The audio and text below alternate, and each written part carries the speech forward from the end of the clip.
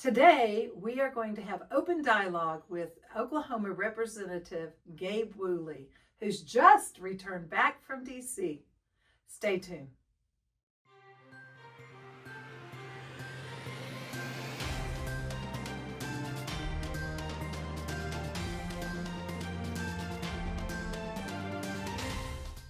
Hi, welcome to Transitional News, where we view current events through a prophetic lens. I'm Sherry and I'm Mary Beth McElroy. And we're so excited. We have Oklahoma House Representative Gabe Woolley with us today. So glad you tuned in. I'm just going to do a quick bio that you can find on the House Representative website, a little bit about him.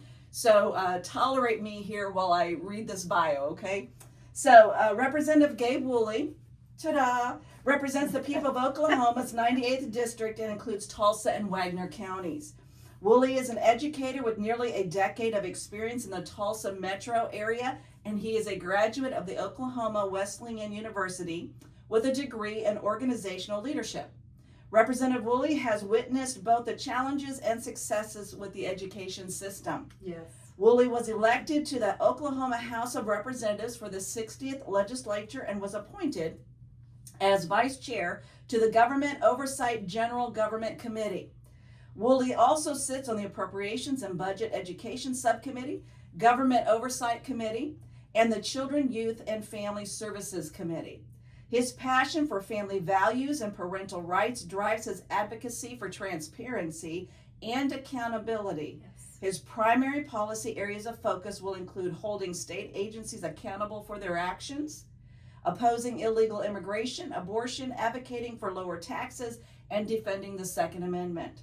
Woolley is deeply committed to fostering a culture of continuous learning and inspiring others to embrace lifelong growth. He believes empowering individuals and holding institutions accountable is key to creating meaningful improvements and building a brighter future for Oklahoma. So we are very grateful to have him today, and he just got back from Washington, D.C. with several other state representatives, and we just look forward to hearing what he's got to say.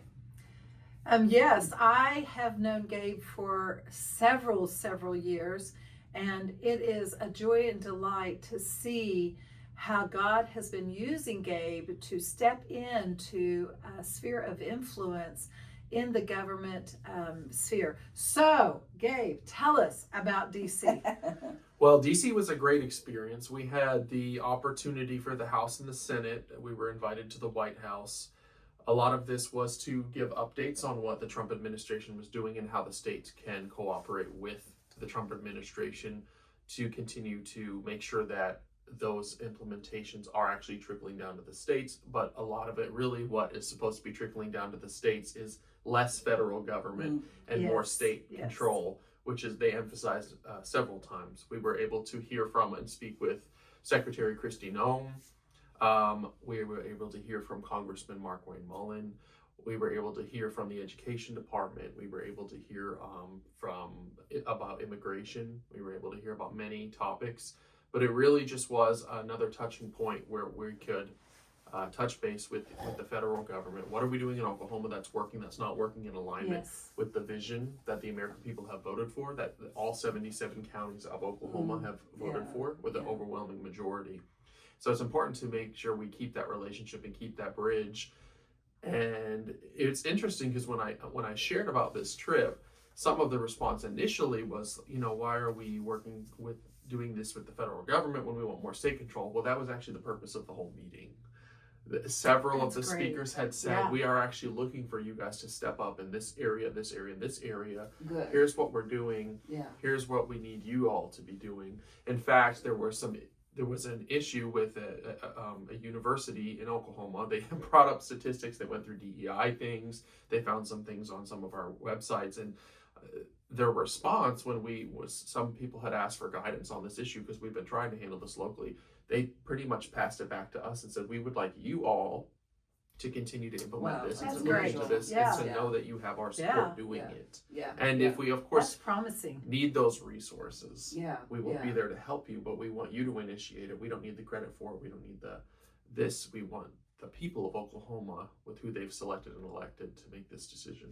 I really like that. I tend just personally to be I'd rather have stronger states and a little bit of a weaker federal government. That's just my personal opinion on this. So I love the fact when we have a federal administration right now that is saying, let's try to empower the states a little bit more. Let's try to let them handle, such as let's do something with the Department of Education and try to get the states to look, these are your people. Because why? The states, we live in a state and we're closer to our state government, right, than we are the federal side. So they're more local. They can kind of know what's happening with the citizens within the state of Oklahoma. And I think we have, 3 million people in our state or something, right? So that's like a little drop in the bucket compared to the United States as a whole.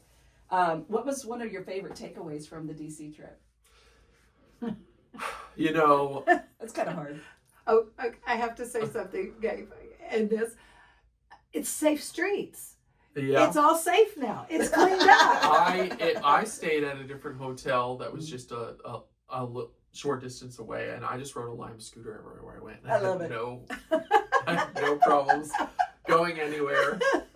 It's so funny. Some of the senators. So I would ride a Lime scooter to the hotel where the majority of them were staying, but then I would go to and from places from there. Yeah. And some of the senators pulled up from dinner, saw me getting on a scooter, and were laughing that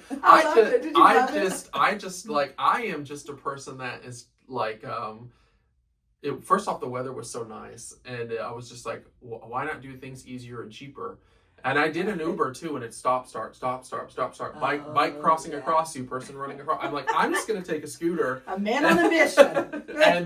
and I did, and it was just so much easier. But I just wanted to find ways to do things myself. I found a hotel, found a cheaper flight, saved about $400 less, and just be there and find a way to do it in a way that works, and freed me up to do some things in my schedule. I was even able to take. I went with the agenda, and we were at the White House all day. We were at the White House about from noon to 5 p.m. And before that, we had some people come over to where we were, bringing us updates and things like this. But I was even able to use some of my own schedule to meet with some local media up in D.C., make some connections with some journalists, and tell them what's happening in Oklahoma. Yeah. I didn't get to meet with, but I made connections, and I'm going to exchange my phone number with some Christian conservative media that are stationed in DC, and see how we can continue to make that bridge from Oklahoma to DC on what God is doing for his kingdom, and through that kingdom principle lens. And especially in the time that we're in now, where we see so many shifts and changes in this, what I would call this turning point. It is a turning point. So what is your perspective of Charlie Kirk and how it's affecting not only our nation, but individual people? I think what I found most interesting is that when you have a group of people that have been seeking what God is doing, maybe have even come into certain roles and positions as pastors, elected officials and stuff, because they've said to God, send me. You have some people that have been in tune with the adjustment that's coming after this happened. Of course, it was extremely heartbreaking, traumatic for a lot of people. Yes. Charlie Kirk died at age 31 in September of this year. I turned 31 in September of this year. You did. So he was my age group. Me, college students and younger. This is our generation. Yeah. This is a leader in our generation. Yes. He started Turning Point at 18. Yes. And it just grew the movement astoundingly, and it's incredible. I mean, I attribute the victory of Trump to a lot of it to Turning Point. I think that Charlie Kirk brought a lot of college age voters in. That's what I've understood as And well. I mean, we saw Trump recognize that, and so it was a devastating loss. And there was a prophetic word that you had shared with me that someone posted, and I had heard this before too. So the point I wanted to make was, when we have people that have said, "Go, send me," and they're in tune and listening to the Holy Spirit, I think a lot of us were hearing this in different places and confirming it with each other when we heard it come out elsewhere. Yes. And it was interesting because someone said, "Why has this hit the nation so heavily?" Even people that just minorly followed him, just saw him here and there on social media, and then the others that consumed his content every day, more like me on a weekly basis. The prophetic word was something that I had thought myself before too, that the nation is actually in a place where they are grieving the death of a future president. Yes. Charlie Kirk was absolutely on the trajectory and would have had a strong possibility of becoming a president. Yes. He's only 31, and he would have had many years ahead of him to continue what he's doing and growing the movement. I mean, we saw how many people turned out for his celebration of life in Arizona. it's clear that there was a huge Amazing. ripple effect, and he absolutely would have statistically had a strong chance of becoming a president of the United States. So we were grieving something in the present and in the future almost. It's really And good. it was just so interesting that his organization is called Turning Point, because now it's like we are turning into something new. Where do we go from here? And there was another piece that I saw about the time in which the gun was fired. Matches the Bible verse about a seed falling and many sprouts coming out of the ground from the one seed that fell. Yeah, that And was so amazing. it's interesting that the torch, of course, has been passed to Erica Kirk. We will watch and see what way and shape she wants to take this, and what role she wants to choose to play up front, behind the scenes, things like this. But we've already seen people sort of pick up the torch, so to speak. Charlie Kirk certainly is not someone that can be replaced, but people can pick up where he went and do things in the way God has asked them to walk it out. Yes. Charlie's journey in getting us to here was uniquely how God called him to do it. So now it's where do we go from here that builds off of what Charlie built. And it's going to be interesting. We already have seen a massive increase in Turning Point. Yes. Chapters being established. There's an event at the University of Oklahoma that I'll be speaking at. And it's just kind of like, now we're watching and waiting and seeing things adjust and shift. And we are at that point where things are changing. People are coming in, people are stepping out of roles, going to new roles. Yes. Therefore, we will see a trickle down. We even here in Oklahoma, we have a governor's race. I know of at least 5 elected officials in the House and the Senate that are pursuing a higher seat. So therefore their seats will open. So everyone is shifting up, down, and preparing almost subconsciously. I don't even know that they're aware of it, but we're all in a way preparing for something new that's coming. Yeah. I can, as we're even talking about this whole, the ripple effect, right, of what took place a couple of weeks ago. Of course, by the time that this gets posted, it'll be about 3 or 4 weeks since Charlie Kirk was shot. But I think if nothing else, for those of you who are like, I don't know what to do, go ahead and watch some of his videos.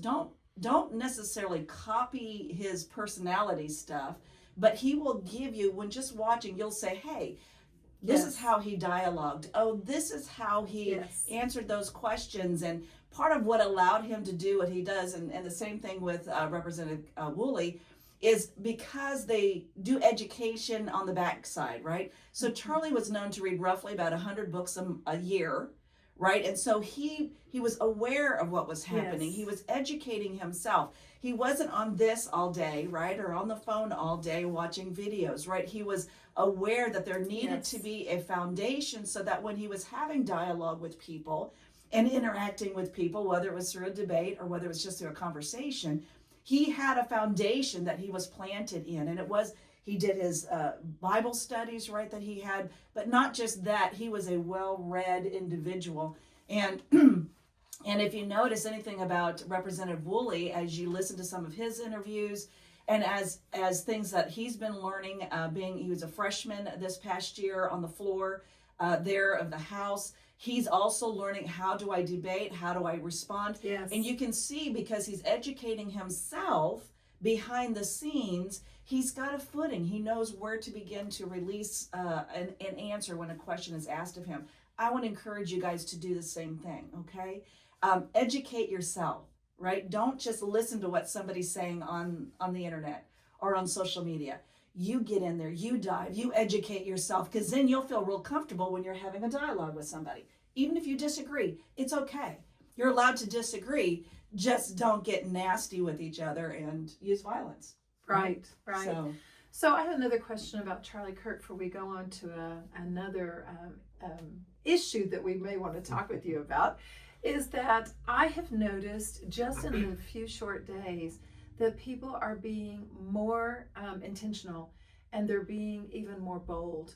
I've been hearing stories of people who've said, I have reached out and I have prayed, or I have listened and was willing to listen to the conversation, but I also wanted the invitation and to be able to speak back and to be able to boldly, speak my own views and what my perception is of how God has created in the Constitution, and the like. Do you find that you feel bolder? You know, I think back and after what happened with Charlie Kirk, and I think about you then when you're at that point where something has suddenly changed, and you know you're stepping into something new, you can often think back more clearly and reflect more clearly on the It's past. true. It's true. And there, what we would see sometimes with some of these speakers and stuff on the universities, when people would have an emotional response, and then sometimes it seemed chaotic, but Charlie always remained calm and collected. Yes. But now we look Yes. back and we saw such an impact that he had, that he, now I can see it for what it is, that he always remained calm. He encouraged the audience not to make personal attacks on the individual. Yeah.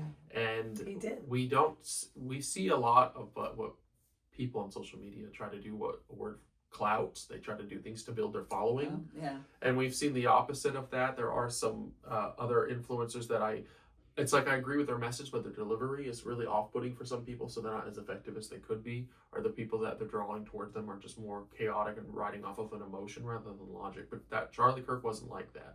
He's And as good I at reflect upon the Mhm. work that he did, I see a huge difference. But moving forward, and I hope that this is an experience, especially as we've seen Erica Kirk step more into the light, and we've seen how she's handled this with grace, and her immediate natural response that is clearly a product of everything she's invested in herself up to this point, coming to the stage now.